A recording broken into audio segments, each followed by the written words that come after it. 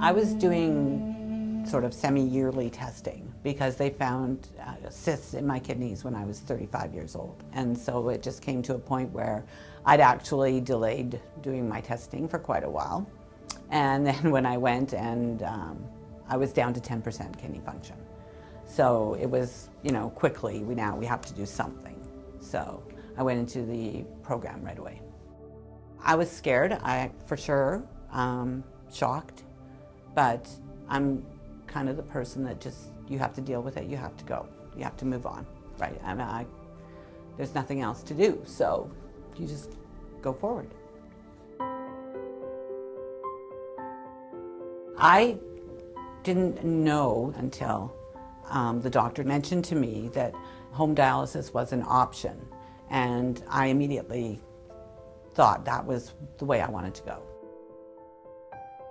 You know, the first few alarms were pretty scary, and thinking the machine was going to shut down or something was going to happen, and it was the middle of the night and you're sleepy and groggy and everything, but got over that right away too. You know, so now it's kind of a open one eye, oh, that's nothing, push the button, back to sleep.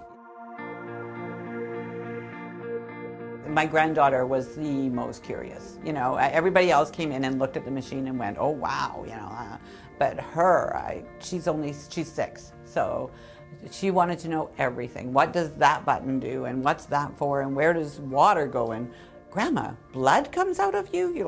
She was just so curious.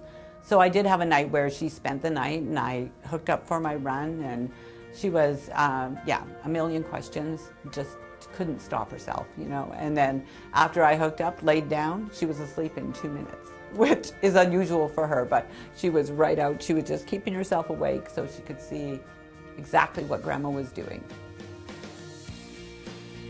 I get about 30 hours of dialysis a week, and I feel great.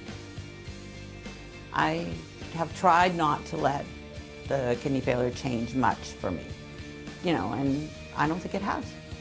It just works so great. I just couldn't do it any other way. I wouldn't be happy. Now, after this experience, there's no way I'd be happy.